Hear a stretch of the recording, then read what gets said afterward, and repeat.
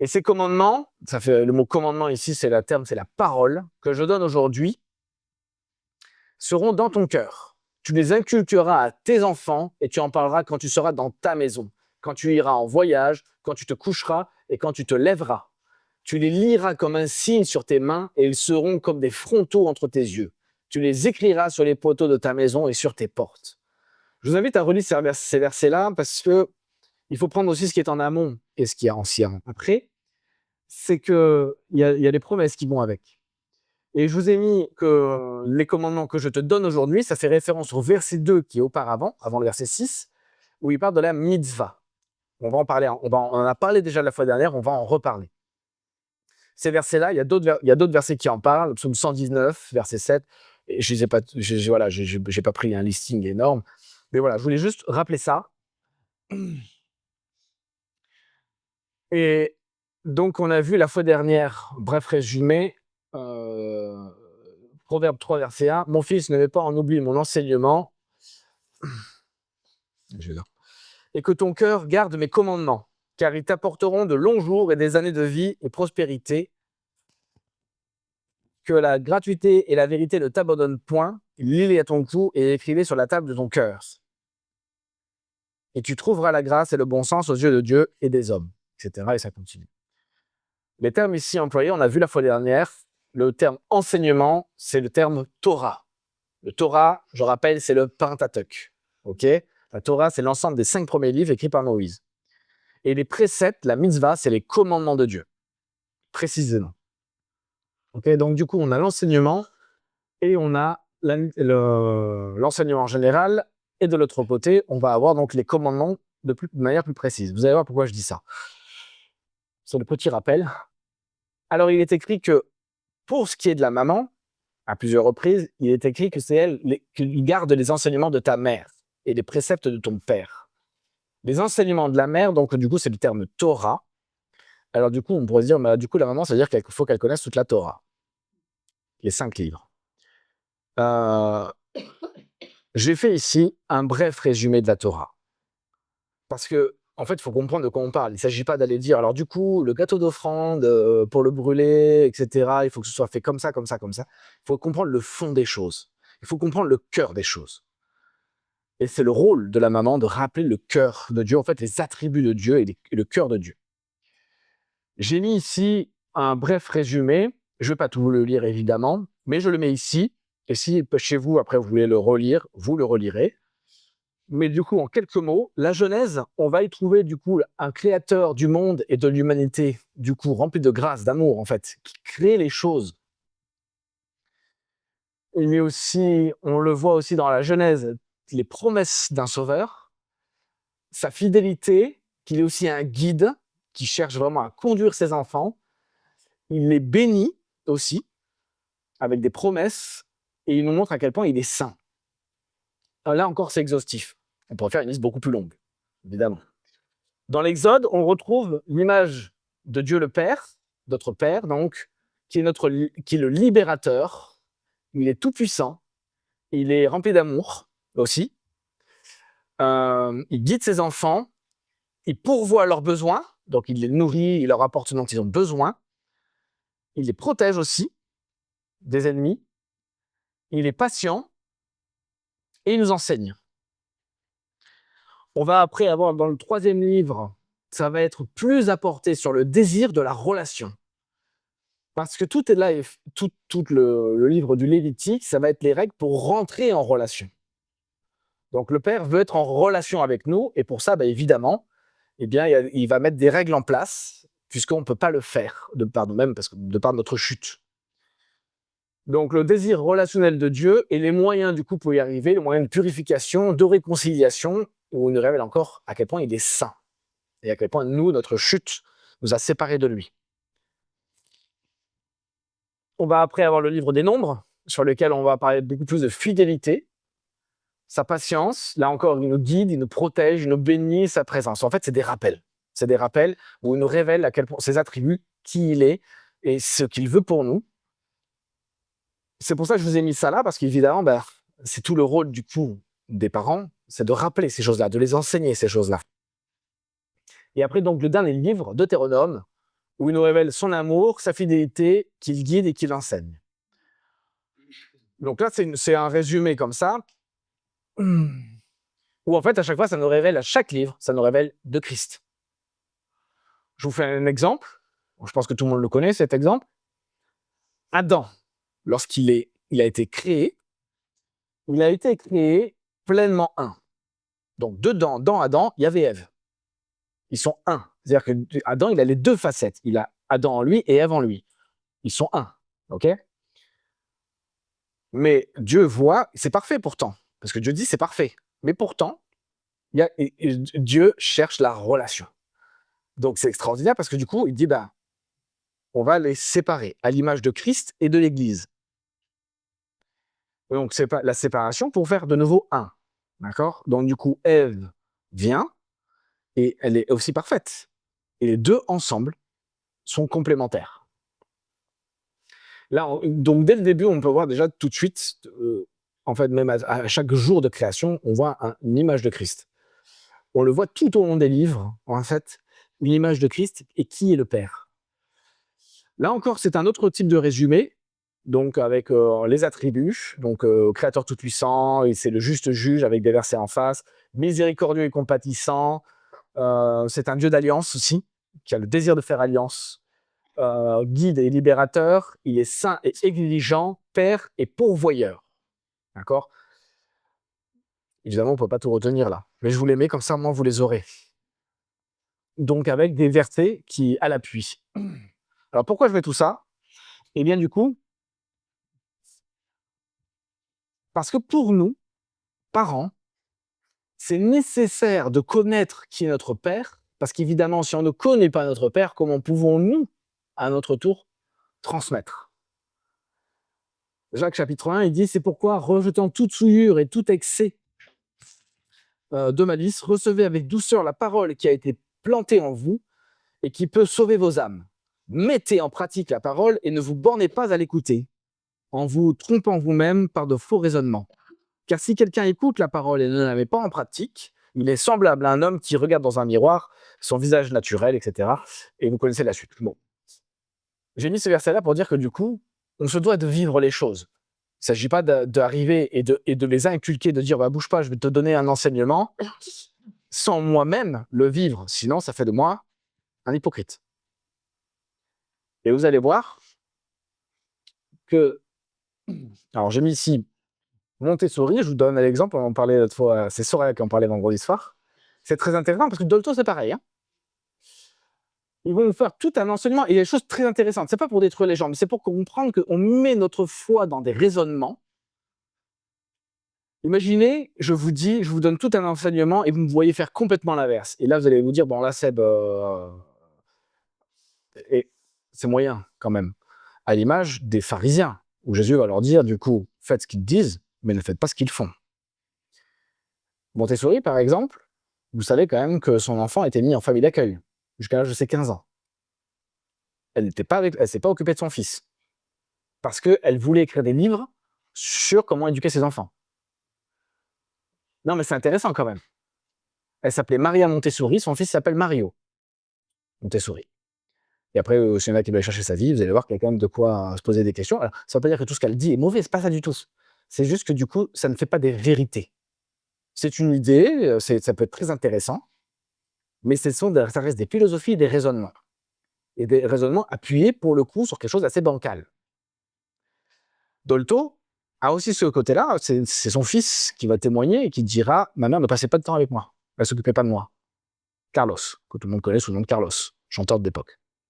Bon, c'est juste pour vous donner des exemples, de comprendre que du coup, il y a ce que les gens racontent, et puis il y a ce que Dieu, le créateur du ciel et de la terre, nous dit, quoi. Et qui dit qu'il est bon pour nous. Et vous allez voir que ça ne va pas ensemble, pour le coup, sur plein de domaines. Donc, en tant que parents, on se doit de vivre pour pouvoir les transmettre. J'ai mis ce verset de Matthieu, où du coup, il parle du coup des pharisiens. Le fait donc, et observez tout ce qu'ils vous disent, mais n'agissez pas selon leurs œuvres, car ils disent et ne font pas. Donc nous, en tant que parents, on se doit, comme on est le premier enseignant de nos enfants, on se doit de vivre les choses. Alors, là encore, vous pourriez dire c'est une règle qu'on met, c'est pas une règle qu'on met. C'est-à-dire que du coup, si je le dis pas, Eh bien, c'est la repentance qui est là. Parce que l'évangile, je rappelle quand même, l'évangile que nous prêchons n'est pas l'évangile de Jésus amour, c'est sympa. On rappelle quand même que l'évangile que nous prêchons est l'évangile de la repentance, qui mène, et l'évangile du royaume de Dieu et du secours et de la croix, de Christ à la croix, mort pour nous. Mais s'il n'y a pas de repentance, il n'y a pas de salut. Je le rappelle quand même.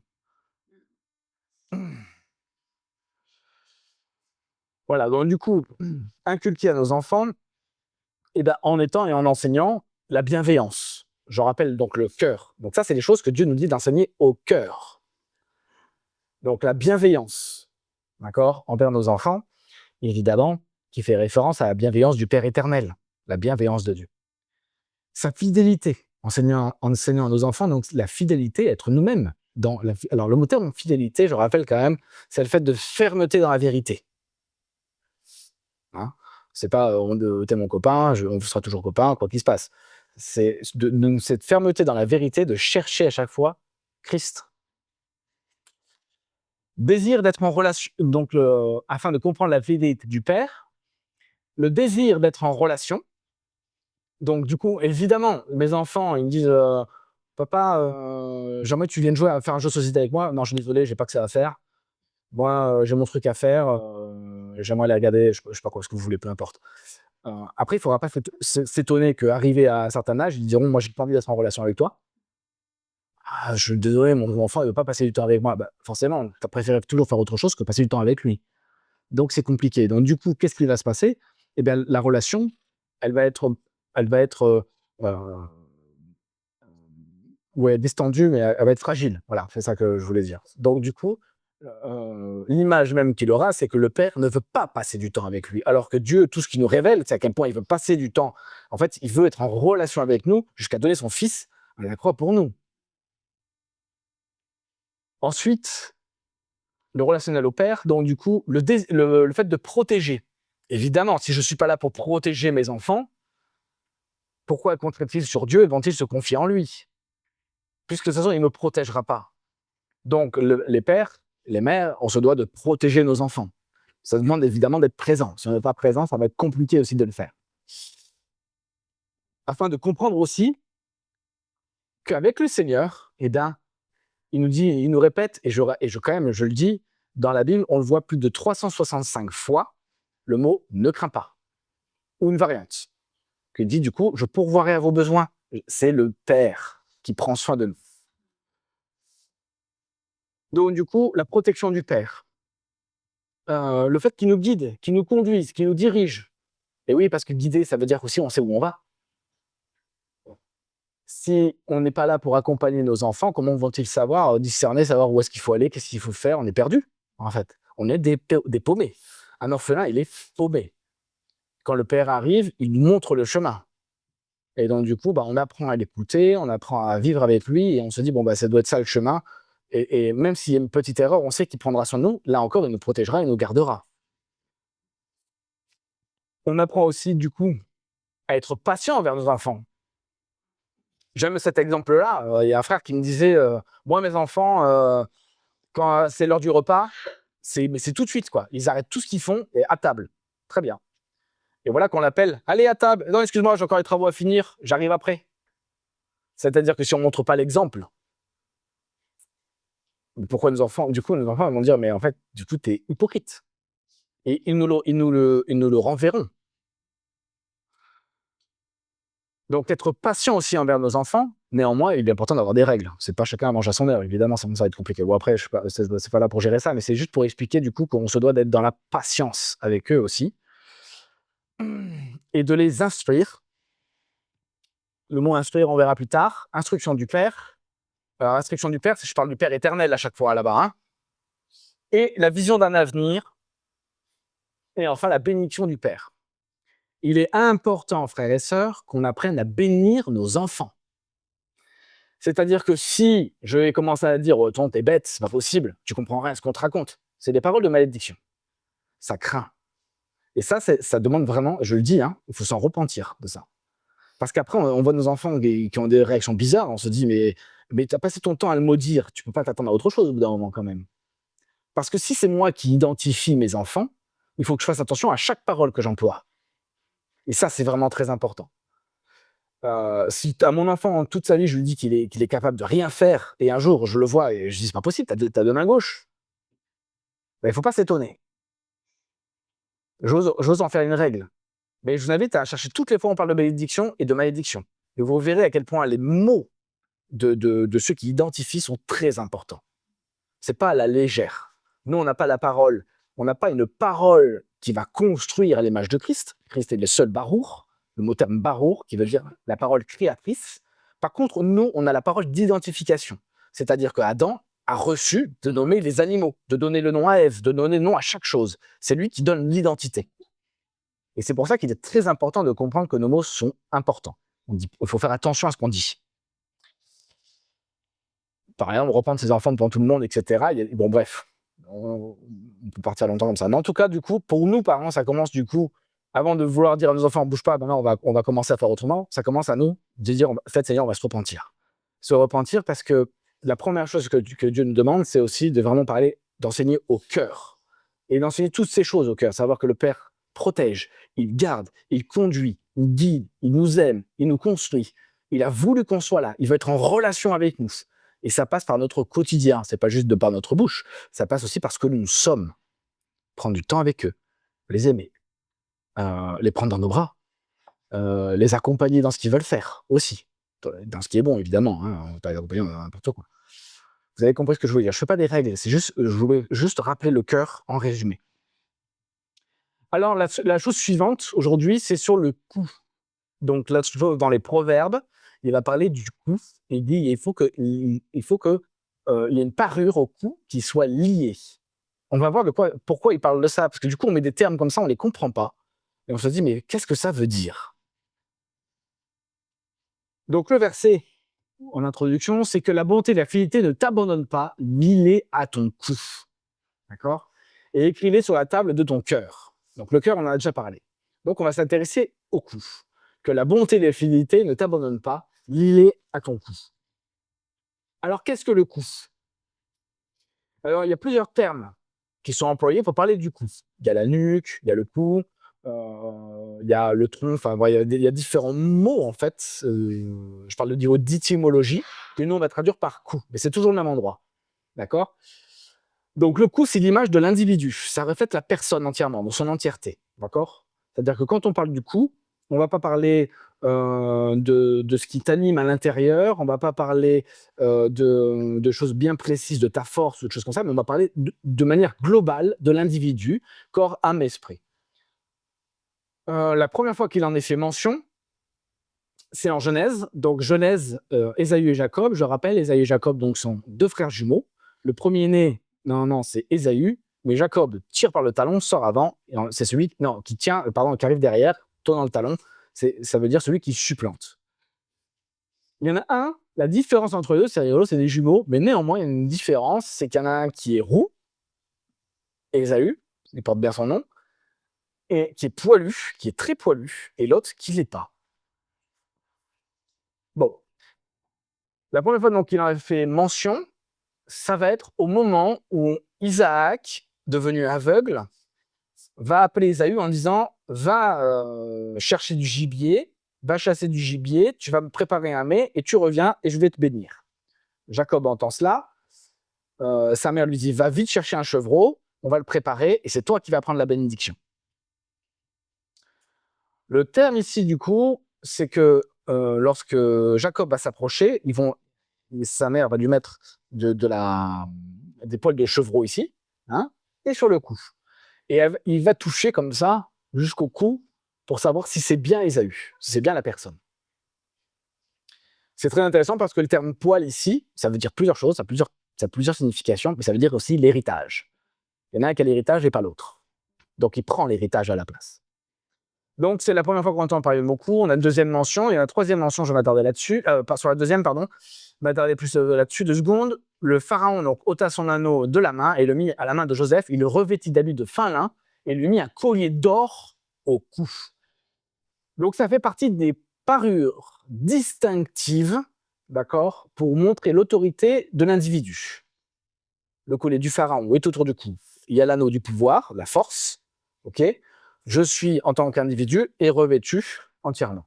Donc du coup, il est pharaon, délégué de pharaon. Il est le représentant de pharaon sur terre. Donc tout son individu, on est le représentant. Il y a énormément de versets qui en parlent. On va avoir aussi d'autres termes. Donc le coup, c'est juste pour expliquer que du coup, c'est la personne de manière globale. Les différentes choses pour lesquelles le coup va être utilisé dans la parole, ça va être dans un symbole de soumission et d'obéissance. D'accord?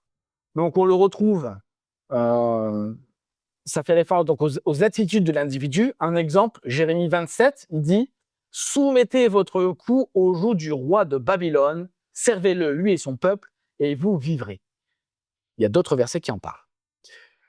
Donc du coup, le cou est un symbole de l'attitude, de soumission et d'obéissance, quand il parle du cou. C'est cette attitude qu'on va avoir. L'autre, dans son inverse, dans son antonyme, ça va être symbole d'endurcissement et de rébellion qu'on va retrouver. Vous allez voir où je vais en venir. Donc, Exode 32, verset 9, il dit « L'Éternel dit à Moïse, je vois que ce peuple est un peuple au cou raide. » Ou il y a un autre terme qui dit « roide », on le trouve aussi dans la Bible. Proverbe 29, un homme qui mérite d'être replié et qui raidit le cou sera brisé subitement et sans remède. Je vais vous montrer après une image à la fin de cette diapo pour comprendre ce que ce verset, aussi ce que ça veut dire. Un autre symbole, ça va être l'oppression et la domination. Donc, vous savez que lorsqu'on soumettait un roi, Josué le fait, il va appeler les chefs de tribu, il va dire, vous prendrez vos pieds et vous leur mettez sur la nuque. C'est-à-dire qu'ils étaient face contre terre, et ils mettaient leurs pieds sur la nuque, comme ça, pour dire, le patron, maintenant, c'est moi, et tu es soumis. Et enfin, un symbole d'amour et de beauté, donc là, on trouve dans Cantique des Cantiques, donc ton cou est comme la tour de David, bâtie pour être un arsenal, donc force, 1000 boucliers suspendus, la gloire, tous les boucliers des héros. Ici, le cou donc, représente la noblesse, la dignité et la force. Donc, lorsque Dieu nous dit, il y a des choses à lier au cou de nos enfants, eh bien, on se dit, mais de quoi ça parle? Qu'est-ce que le cou? Et du coup, on va retrouver ces 4 formes, ces 4 symboles, donc soit la soumission, l'endurcissement ou la rébellion, soit l'oppression et la domination, ou soit l'amour et beauté. Évidemment, choisissez dedans ce que vous voulez pour vos enfants. On réfléchit 2 secondes. Évidemment, on veut la soumission et l'obéissance. Pourquoi? Mais pour qu'ils apprennent à être soumis à Dieu. S'ils sont insoumis à leurs parents, comment vont-ils être soumis à Dieu? C'est pas possible. Il faut rappeler ce que c'est que le mot soumission. C'est se mettre sous la protection d'eux. On parle pas de... C'est pour ça qu'il y a bien la différence entre la domination, d'accord, et la soumission. Ce n'est pas la même chose. Et évidemment, qui rendent gloire à Dieu. Alors, pour ce qui est du coup de l'endurcissement et de la rébellion, je mets cette petite image-là, à l'image de celui qui est, vous savez, quand vous ne bougez pas du tout, vous restez campé dans vos idées, dans vos positions, merci, à l'image du corps. Si vous ne bougez pas du tout, ce qui va se passer, c'est que les muscles vont commencer à s'atrophier, et pareil, il va y avoir une calcification, et du coup, vous aurez du mal à bouger. C'est-à-dire que du coup, il n'y a plus l'huile qu'on met dans les articulations, et du coup, ça a du mal à bouger. C'est pour ça qu'il faut bouger. Pour bien mettre dans chaque jointure l'huile, qui fait référence aussi, quand on réfléchit spirituellement, ça fait référence à la bénédiction de Dieu. Donc, on est appelé à être en mouvement. Et donc, du coup, le cou qui raidit, c'est celui qui ne bouge pas. Il reste campé sur ses positions, la tête, vous voyez, on ne peut pas faire bouger, alors que celui qui est dans l'obéissance, vous allez chez le coiffeur, il va vous bouger la tête, vous ne vous dites pas, non, je vais lutter contre le ciseau. Vous vous dites, non, on va laisser couper, on va laisser faire. Vous voyez ce que je veux dire? Sinon, ça coupe. Donc, du coup, Dieu, il veut qu'on s'adresse pour le coup de nos enfants. Mais c'est aussi le nôtre, évidemment. Donc, que dit Dieu pour le coup de nos enfants? Alors, j'ai mis plusieurs proverbes ici. Je ne vais pas tous les lire, parce que je vais juste en expliquer 2-3. Donc, j'ai mis comme ça une petite liste avec les 2 derniers qui font référence au fait d'avoir le cou raide, d'accord, et les conséquences qui en résulte. Donc je les laisse là 2 secondes justement pour que comme ça par la suite vous puissiez les lire. Mais il est parlé à de multiples reprises parce que là c'est juste les proverbes et un verset de Néhémie. Il y a beaucoup de versets qui en parlent. Du coup. Même dans le Nouveau Testament, on parle du coup, hein.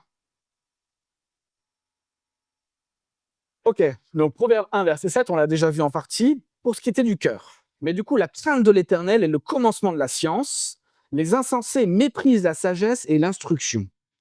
Écoute, mon fils, l'instruction. Imaginez un instant que Dieu parle à chacun de nous. C'est un message personnel.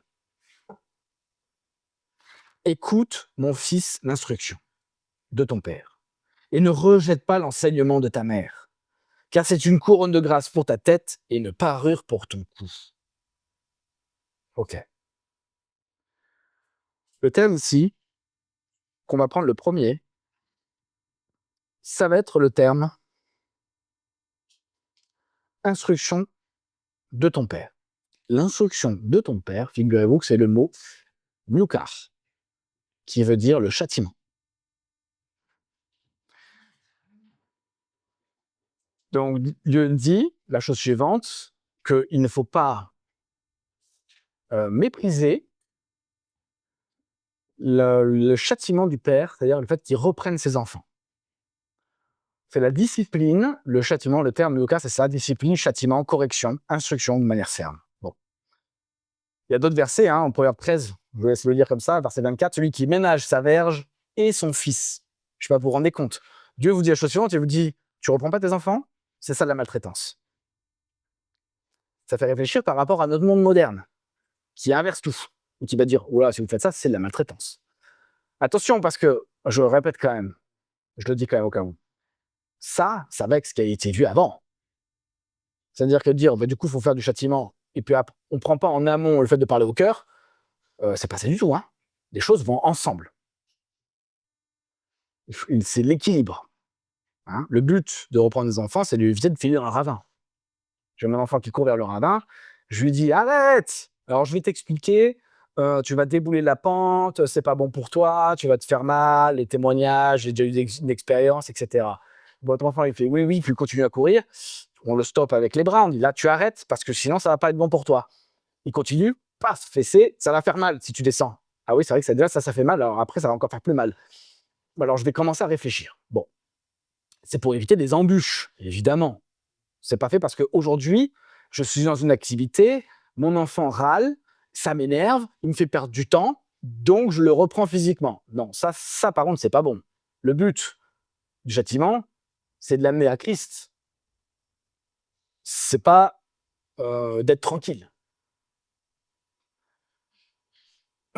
Donc, Job, et c'est Job qui le dit, on réfléchit à la vie de Job, Job dira la chose suivante, heureux l'homme que Dieu châtie. Ne méprise pas la correction du Tout-Puissant. Évidemment.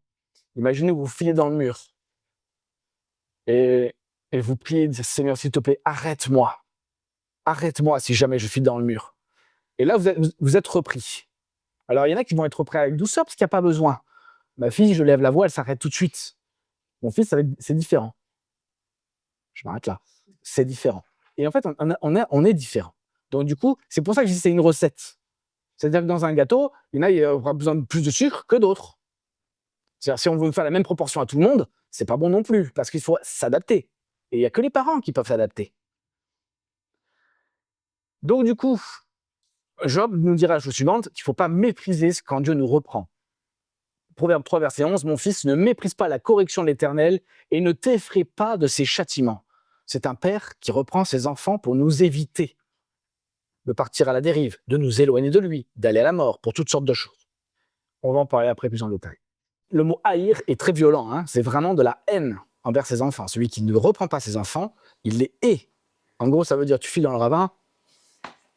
Non mais vas-y, en fait, il faut que tu apprennes par toi-même, et ça peut être très dangereux ce genre de truc, parce que le truc, c'est qu'il y a une chose qu'il faut comprendre, c'est que plus vous laissez aller par lui-même, plus il n'y a aucune raison de s'adapter. Donc du coup, le coup, il se raidit. Et plus vous vieillissez, plus ça se raidit. pour ceux qui ont un peu vu au niveau de l'évangélisation, par exemple, on dénote, il y a quelqu'un qui avait fait comme ça, celui qui avait fait l'AE, l'association d'évangélisation des enfants. Il a eu son témoignage là en disant, lui, il n'y a pas besoin d'annoncer l'évangile aux enfants parce qu'ils ne sont pas capables d'entendre parler, d'accepter les seigneurs dans leur vie, enfants. Et puis là, il a vu des conversions d'enfants, il a dit, c'est pas possible, je me suis complètement planté. Donc il s'est repenti, et en fait, il a commencé à étudier la chose, à se dire, mais ce serait intéressant de voir, en fonction des âges, qui va suivre le Seigneur. Et en fait, il a vu que plus on vieillit, plus c'est compliqué de venir à Christ. Parce que le coup se raidit. Donc, c'est moi qui le dis, mais du coup, c'est l'orgueil, en fait, qui va avec. Donc, reprendre ses enfants, c'est pour leur éviter aussi ce genre de choses. Aimer. Et donc, il dit que celui, par exemple, qui reprend ses enfants, il l'aime, et c'est un amour qui est assez fort, parce que c'est vraiment un amour familial, voire plus loin, vraiment d'être en fusion. Voilà, je voulais juste vous montrer ça, du coup. Et de l'autre côté, donc, du coup, on va voir les enseignements. Donc là, encore, on revient l'enseignement de la mère, confère tout le résumé qu'on a vu auparavant, c'est-à-dire les attributs de Dieu. C'est-à-dire que si vous reprenez votre enfant mais sans avoir expliqué ce qui était à côté, c'est pas bon non plus. Hein. Et dans l'autre sens non plus. C'est un peu comme si vous dites à vos enfants, de toute façon, t'es aimé, tu peux faire ce que tu veux. Non, c'est pas bon. Parce que ça veut dire que du coup, au nom de l'amour, je peux faire tout ce que je veux. Et ça, vous l'avez aujourd'hui dans les enseignements. Hein. Et dans les nouvelles doctrines de prospérité, développement personnel, etc., qui a infiltré les églises, vous avez ce genre de choses. En gros, de toute façon, Dieu, il aime tout, au point même que vous entendrez que Dieu, il aime tellement la décadence d'aujourd'hui. Faire attention à ce que je dis. Ce qui n'est pas vrai, en fait. Dieu, il veut nous accompagner à lui, il veut être en relation avec nous, mais pas dans nos conditions à nous, dans ses conditions à lui. Donc, c'est très important l'équilibre des choses, c'est que du coup, l'un ne va pas sans l'autre.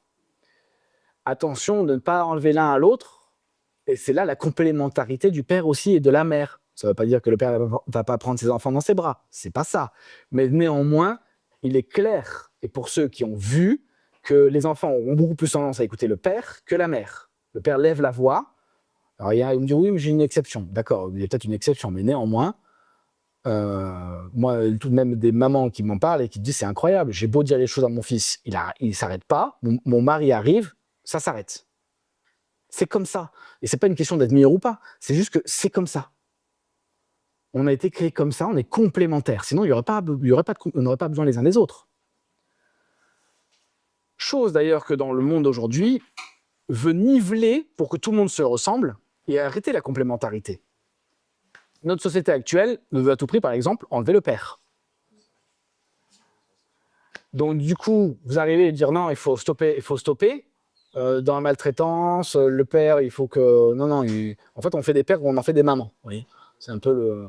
Et c'est là où, du coup, moi, j'invite aussi vraiment les couples à bien comprendre que le père est un père et que la mère est une mère. Et c'est vraiment très important de le comprendre. C'est-à-dire que combien de fois je peux entendre des pères qui veulent dire aux mères comment il faut faire et des mères qui veulent dire aux pères comment il faut faire. Non, fais ton taf, je fais le mien. Après, on se concerte ensemble pour travailler main dans la main. Mais si je reçois, moi, de canaliser mon fils d'une certaine manière, ne viens pas me dire non, mais c'est pas comme ça qu'il fallait faire. Arrête. Le conseil, c'est une chose, mais tu n'es pas père. Et de même, moi, je ne suis pas mère. Exemple, il y a 2 jours ou 3 jours, c'était Manoé, donc qui a eu un problème de dents. Et on a laissé donc Manoé à Mireille pour qu'elle l'emmène chez le dentiste pendant 3 jours. C'était chez leurs grands-parents. Et nous, avec Céline, on s'est dit, du coup, ce soir, on va pouvoir faire une petite soirée, tout ça, etc.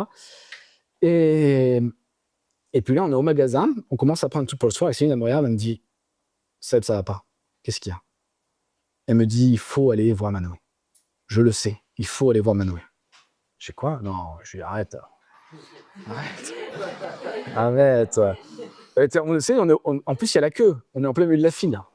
Il y avait du monde. On était comme ça. J'avais les affaires dans les mains. Tu es sûr de toi? Elle me dit, oui, il faut y aller. En moi, je sais qu'il faut y aller. On repose tout. On y va. Moi, il a fallu arrêter le truc, mais en même temps, et en même temps, il y a ce titre qui est venu, il dit, et si c'est l'esprit qui lui parle? Alors, il faut y aller. De toute façon, quel est le risque? Il n'y en a pas.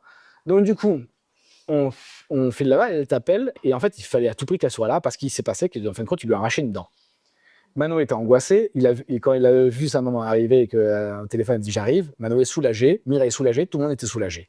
Et c'était vraiment à bon moment, bon timing, nickel. Donc, et c'est pas, du coup, c'est pas à moi d'aller dire à Zine, non, c'est pas comme ça qu'on est mère, vous voyez? Non, c'est-à-dire que c'est à moi de savoir du coup accompagner pour le coup, et de même dans l'autre sens, inversement, aussi, il faut que la mère respecte aussi quand je fais mon travail de père. Mais pour ça, évidemment, c'est à la lumière de ce qui a été vu avant. Je le rappelle encore. Je fais du châtiment à mes enfants, c'est-à-dire que je les reprends, même verbalement ou physiquement, peu importe. Si je passe pas du temps de qualité avec eux, dans la protection, etc., tout l'inventaire de ce qu'on a vu auparavant, c'est pas bon. Mes enfants vont accepter à partir du moment où je vais les reprendre, mais à partir du moment où je vais passer énormément de temps avec eux, à ce qu'ils sachent que je les aime, que je les protège, que je vais prendre soin d'eux. Vous comprenez? C'est à la lumière de ça. Donc le coup, le Seigneur nous dit vraiment, il faut lier autour du coup ces choses fondamentales. Donc d'un côté, vraiment l'amour et le cœur, qui est donc une référence au cœur, le fait de ces convictions ancrées dans leur cœur qu'ils sont protégés, aimés, qu'on pourvoira à leurs besoins, qu'on les abandonnera jamais, etc. Et en même temps qu'on va les garder des faux pas et de partir à la dérive, de les stopper. Et puis du coup, Manoé, c'est déjà arrivé qu'ils me disent papa, je sais que tu m'as arrêté et que tu m'as repris parce que c'était pas bon pour moi. Et de plus en plus, il va venir par lui-même, c'est vrai, hein, je le vois, hein, et de plus en plus, je le vois arriver, de me demander pardon, sans qu'il ait besoin de rien dire, parce qu'il se dit, non, là, c'était pas bon. Il y a des choses sur lesquelles, moi, personnellement, hein, ça m'a révélé d'être intransigeant. Ça va être, par exemple, il y a un verset, donc, du coup, les commandements, honore ton père et ta mère. Mon fils, s'il tape sa mère, il manque de respect à sa mère, ou des choses comme ça, c'est niette, ça ne passera pas. Et il le sait, hein, ça ne passera pas. Pareil pour Abigail, ça ne passera pas. Parce que s'il ne respecte pas ses parents, mais quelle relation va-t-il avoir avec Dieu? En fait, c'est même par obéissance, c'est pas une question que moi je veux être respecté. Mais par amour pour Dieu, je dois le faire, parce que Dieu me dit de le faire, c'est mon travail. Je dois obéir aussi, moi, en tant que père. Et Céline doit obéir en tant que mère. C'est comme ça pour chacun d'entre nous, évidemment. Donc, si on prend quelques versets supplémentaires, Proverbe 3, verset 3, que la bonté et la fidélité ne t'abandonnent pas. Lis-les à ton cou, écris-les sur les tables de ton cœur. Tu acquerras ainsi de la grâce et une raison saine aux yeux de Dieu et des hommes. Donc, en plus de ce qu'on a vu juste avant, la mitzvah, donc l'enseignement et les préceptes, il nous dit aussi la bonté et la fidélité. Vous allez voir que ça va ensemble. Donc, du coup, il nous dit la bonté, c'est la miséricorde et la grâce, le terme. La fidélité, donc, c'est la fermeté dans la vérité.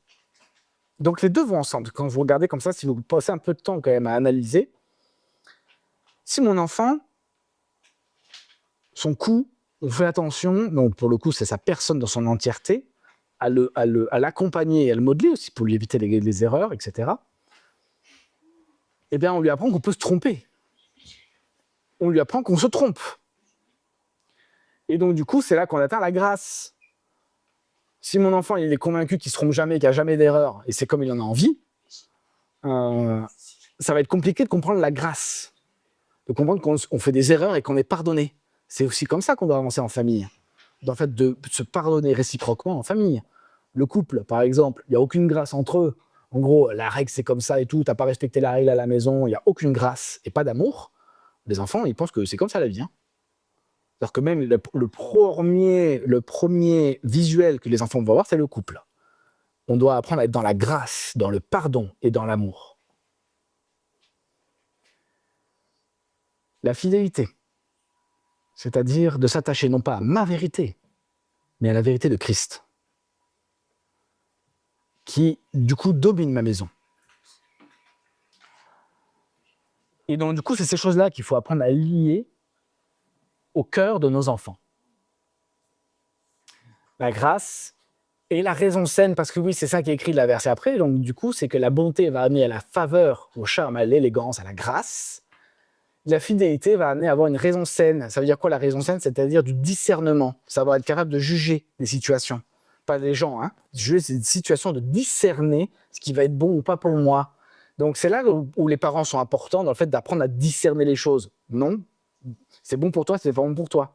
Alors évidemment, le discernement des choses pour nous n'est pas en fonction de notre culture, je le rappelle aussi, mais en fonction de ce que dit Dieu. Qu'est-ce que Dieu dit? C'est pas parce que j'ai appris à la maison qu'il fallait telle et telle chose que du coup, je dois forcément l'apprendre aux autres.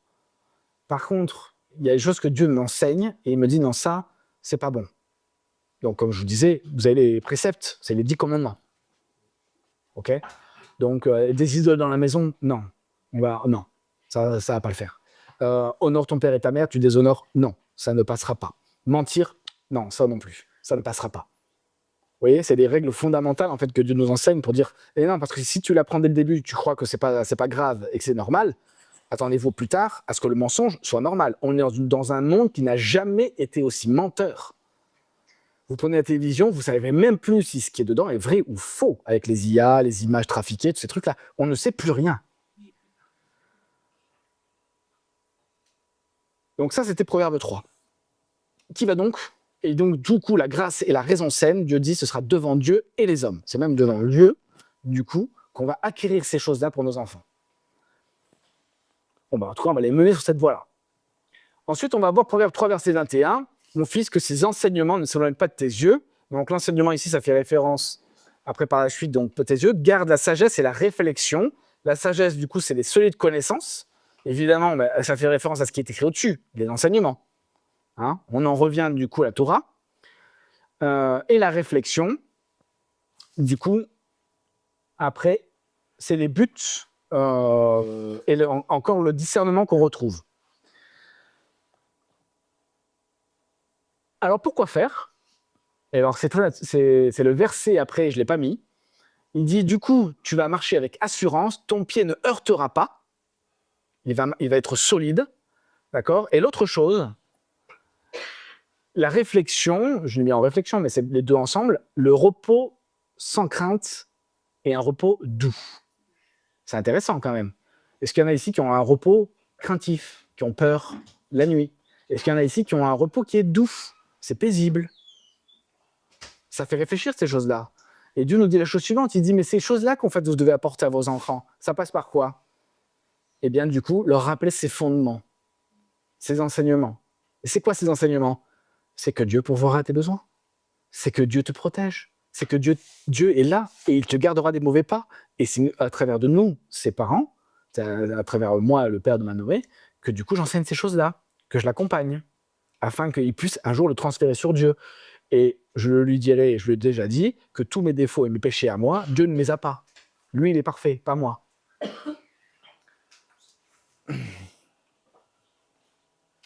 Et donc toutes ces choses-là, c'est que du coup l'Éternel devient son assurance. Et c'est là où nous devons accompagner nos enfants, à comprendre, à marcher devant le Seigneur et à ce qu'ils soient solidement ancrés sur l'Éternel.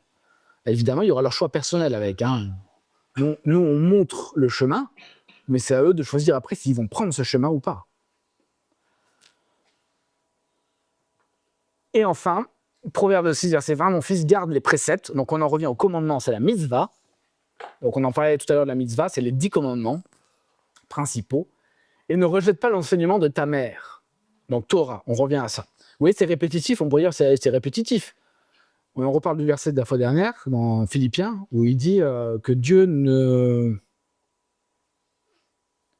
non, c'est Paul qui dit ça, il dit qu'il c'est pas un poids pour lui de répéter les choses. C'est pas une peine pour lui de répéter les choses. Et en fait, nous, c'est ce qu'on fait avec nos enfants, on leur répète les choses. Et c'est normal. C'est comme ça que ça s'inscrit aussi. Donc du coup, pourquoi? Eh bien, figurez-vous que les promesses qui sont après par la suite, ils te dirigeront dans ta marche, et ils te garderont sur ta couche, et ils te parleront à ton réveil. On ne voit pas bien le verset là-bas, il faut que je mette en clair. Ils te parleront à ton réveil. Toutes ces choses-là que nous enseignons à nos enfants, c'est fait pour les garder dans leur repos d'apprendre à se lever le matin avec le Seigneur, à comprendre qui est Dieu, à le connaître personnellement, individuellement, à marcher de manière sereine, avoir un repos serein. Vous imaginez, quand on fait un descriptif de tout ça, on appelle ça la vie heureuse. Vous imaginez, toutes vos marches que vous faites, vous êtes serein, tranquille, c'est solide. Et vous apprenez à écouter le Seigneur. Ah, je me trompe de voie. Seigneur, apprends-moi à faire autrement, montre-moi le chemin, parce que là, je ne sais pas. Et du coup, on reprend. Hop là, ça bifurqué, mais il y a toujours de l'assurance. C'est le fait que du coup, le repos, c'est le moment de se reposer. Il ne se dit pas, non, il ne faut pas se reposer, parce qu'on ne sait jamais, il peut se passer quelque chose, etc. Non. Je vais me reposer sereinement, tranquille. Parce que l'Éternel pourvoit mes besoins. Parce que l'Éternel me garde dans mon repos aussi. À noter, et je trouve ça extraordinaire quand même, on en parlait la fois dernière un peu, mais lorsque Adam fut créé le 6e jour, quel est le premier jour qu'il est passé? C'est un jour de repos. C'est extraordinaire quand même. L'homme a été créé pour le repos. C'est intéressant. Et malheureusement, il y a eu la chute. On tombe dans l'activité, mais normalement, on était fait pour ça. Dans le repos de Dieu, de vivre vraiment dans son repos. Il faut le définir après, évidemment. Voilà. Et donc, du coup, cette dernière chose, donc, du coup, il va nous dire la chose suivante, c'est que de ce verset-là, 6, verset 20, les conséquences et la suite, vous prenez les versets suivants, c'est qu'il dit que les préceptes, c'est une lampe, et les enseignements de la mère, c'est une lumière. Et lorsque vous cherchez le mot lampe, vous tombez forcément quelque chose qui éclaire dans la nuit. Ça sert à éclairer le chemin dans les moments de difficulté. Les préceptes du Père, c'est aider à affronter les choses difficiles de la vie, parce que la vie, elle n'est pas facile. Et celui de la mère, ça va être le côté du quotidien, de la lumière du jour, où on voit la lumière, en fait, et Dieu crée la lumière, tout est jour, en fait, tout est net. Voilà. Mais le Père prépare aux choses difficiles, beaucoup plus, normalement, je dirais, peut-être pas, hein, mais en tout cas, il va être plus sensible à ça et que la maman. Combien de fois ça arrive, même nous à la maison, hein, où j'ai tendance à parler de choses, et c'est me dit non, mais non, non, tout est bien, tout est bien. Et j'ai bah là, je sais pas, on sait jamais. S'il y a des choses qui se compliquent, moi je préfère quand même que mes enfants, ils se disent je suis capable de m'adapter aux situations. Surtout dans un monde complètement incertain. Bon, donc du coup, la lampe, ça apprend du coup l'assurance dans les moments difficiles. En résumé final, Exode 32 nous dit la chose suivante, l'Éternel dit à Moïse, je vois que ce peuple est un peuple au cou raide. Acte 7, verset 51, homme au cou raide, incirconcis de cœur et d'oreille, vous vous opposez toujours au Saint-Esprit, ce que vos pères ont été, vous l'êtes aussi. Alors le Acte 7, verset 51 s'adresse aux pharisiens. Je ne sais pas s'il y en a qui ont déjà allé soit en Israël, soit écouté des enseignements de rabbins, ou de gens qui vivent au quotidien là-bas, des juifs qui veulent respecter la loi, ce que dira Paul, hein, si vous voulez respecter la loi, alors respectez toute la loi, ce n'est pas possible. Et ils sont très attachés, par exemple le jour du Shabbat, ils vont dire il ne faut surtout pas allumer l'électricité. Donc ils vont mettre des minuteurs et compagnie, au lieu de se dire du coup on va vivre dans le noir. Ils vont mettre des minuteurs et des tas de choses pour faire en sorte que ce jour-là, tout se fasse tout seul.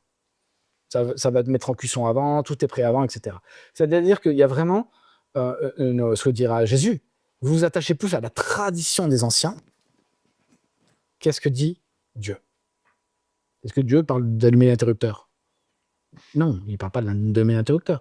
Mais vous voyez, ce côté-là, en fait, c'est la loi dans son extrême, comme si, par l'obéissance à la loi, ils pourront accéder à la vie éternelle et à faire l'œuvre de Dieu. Ce qui n'est pas le cas. Ils ne peuvent pas. Personne ne peut, par la loi, obéir à Dieu. Ce n'est pas possible. La loi nous révèle que nous sommes incapables et que nous devons nous repentir. C'est l'évangile de la repentance, qui fut l'évangile prêché par Jean et le royaume de Dieu prêché par Christ. Donc, à inculquer au cœur de nos enfants en étant des images, donc là c'est au cou de nos enfants pour le coup, c'est pas de jeu de mots, pour le cou de nos enfants, à lier autour de leur cou, eh bien, nous devons être à l'image de Christ en étant soumis à Dieu. Waouh! Parce que là, on en parle comme ça, mais c'est chaud. Soumis à Dieu, ça veut dire que je crois que ce que dit Dieu est plus que ce que je crois moi. Et ça, je ne sais pas si vous comprenez ce que je veux dire, mais c'est pas simple. Par exemple, tout ce que j'ai appris à l'école, je suis capable de le remettre en question parce que Dieu dit autre chose. Tout ce qui est de l'éducation des enfants. J'ai mes convictions, ma mère m'a appris, j'ai lu plein de bouquins, etc. Attends, Dieu dit l'inverse. Comment on fait? Qui a raison? Ben, c'est Dieu. Alors du coup, c'est à nous de plonger nos regards dans ce que dit Dieu pour apprendre à être soumis aussi, pour nous soumettre à ce qu'il dit et de dire ok, alors enseigne-moi en fait tes voix, enseigne-moi vraiment ce qu'est la soumission. Je vous parlerai d'un... Alors on pourrait dire oui, mais il y a toujours des circonstances atténuantes. Je vous donne un exemple, Absalom, qui est une image de l'enfant rebelle. Absalom, du coup, il dit « Mon père a été injuste. Il a été injuste. Il n'a pas fait justice. Tamar a été violée. Personne ne s'en est occupé. Alors je vais faire justice moi-même. Et je vais tuer mon frère. » Et c'est ce qu'il ira faire. Il ira tuer son frère. Et il sera tellement dans la colère, parce qu'en fait, il n'y a rien qui s'est passé. Il n'y a pas eu de repentance quand vous regardez la vie d'Absalom. On va le chercher parce que le temps est passé, donc ça doit le faire maintenant. Il n'y a rien qui est fait. Absalom ils vont aller chercher Absalom, il va revenir, qu'est-ce qui va se passer? Il va rester à l'entrée de la ville pendant des années pour expliquer « Moi, je vous ferai justice. » Parce que David, il ne peut pas dire justice quand même. Il manipule. Il cherche à ce que les gens adhèrent. Il est compréhensif. Oh, il est gentil, Absalom. Il est gentil. Il faut toujours se méfier des gentils, entre guillemets. C'est-à-dire ceux qui vont dans notre sens et flatteurs. Parce que du coup, qu'est-ce qui se passe? Il est insoumis. Il ne peut pas être soumis à Dieu. Il n'est pas soumis à son propre père. Il n'y a aucune repentance en lui. Qu'est-ce qui se passe? Il finira accroché à un arbre dans un térébinthe avec les entrailles au sol. C'est violent, hein? On pourrait dire, ouais, c'est violent. Dieu a décidé que c'était comme ça. Je rappelle quand même, il y a aussi un verset en Deutéronome qui dit que les insoumis, les rebelles, ils étaient normalement, c'est les parents qui devaient les dénoncer, ils étaient amenés devant le peuple, on les lapidait. Hein. Je ne sais pas si vous vous rendez compte quand même. Pourquoi? On peut dire Dieu est méchant. Et non, parce qu'on a vu tout le reste de la Torah et des enseignements. Pourquoi alors? Parce qu'en fait, le problème, c'est que c'est bien une gangrène. C'est maladif, quoi. S'il n'y a pas de repentance, mais Dieu dit, mais c'est pas possible, tu peux pas avancer. Et qu'est-ce qui se passe? À l'image d'Absalom, tu mets le bazar partout et tu détournes tout le peuple. Déjà c'est pas solide. Alors, non, quoi, non, c'est pas possible. Donc, la soumission et l'obéissance, c'est quelque chose qu'on doit vraiment apprendre, même en tant qu'adulte, à être soumis. Et je vous invite à lire l'histoire de 3 rois. J'aime ce livre-là. L'histoire de 3 rois, c'est un petit livret qui vous parle de la vie de Saül, la vie de David et la vie d'Absalom. Et qui montre du coup les 3 manières. Comment? Non, Absalom. L'histoire des 3 rois, en fait, qui montre celui qui est soumis, celui qui croit. Alors, le premier, c'est celui qui croit que le trône est à lui. Donc, à l'image d'un père, hein, il pourrait dire mes enfants m'appartiennent. Non, les enfants ne nous appartiennent pas. Ils appartiennent à Dieu et nous sommes là pour les amener à Dieu. David, celui qui est complètement soumis, qui dit le royaume est à l'Éternel et j'en suis l'intendant, et qui dit du coup, si le Seigneur a décidé d'envoyer Absalom pour prendre ma place, alors je dois obéir, on ne sait jamais. Et le troisième, Absalom, qui dit du coup, le seul qui est justicier, c'est moi, tous les autres avant, je ferai mieux que tout le monde. Et ça, je ne sais pas s'il y en a qui l'ont déjà vécu, ça. Le mieux que tout le monde. Vous arrivez dans une entreprise et vous dites à tout le monde, moi je vais mieux faire que vous. C'est pas comme ça qu'il faut faire. Ça, c'est tous les jours hein, qu'on voit ça. Hein. C'est difficile hein, de travailler avec des gens comme ça. Donc la soumission et l'obéissance, c'est quelque chose qu'on doit confesser au Seigneur. Vraiment, j'insiste là-dessus, le confesser et s'en repentir. Et pour ça demande la révélation du Seigneur aussi. Demander au Seigneur qu'il nous révèle des choses. Ensuite, donc pourquoi? Évidemment, donc ça c'est ce que j'ai dit tout à l'heure, Dieu est seul à savoir ce qui est bon pour moi. La discipline et reprendre. On reparle du châtiment. Dieu nous reprend afin de nous éviter les embûches, de nous écarter de lui. D'accord? Donc c'est là aussi le châtiment qui est nécessaire. Au point quand même de dire quand même que celui qui ne châtie pas ses enfants, il les hait. C'est Dieu qui le dit. Et j'ai pris les versions, hein. Je suis allé chercher les étymologies, etc. Je vous assure, c'est bien ça qui est dit. Hein. Bonté et fidélité. Donc, on référence au cou. Hein. Il dit du coup, enseigne ces choses-là et met autour du cou la bonté et la fidélité. Donc, évidemment, il faut qu'on apprenne à être dans la bonté, dans la grâce. C'est ce que je dis dans le couple, par exemple. Ça commence par le couple, ça commence avec nos enfants. À être dans la bonté et la fidélité. Donc, pour apprendre quoi? Que Dieu est miséricorde, il est fidèle. Il est vrai. Fidélité, c'est vraiment être ferme dans la vérité. Hein, il est toujours le même, hier, aujourd'hui et demain.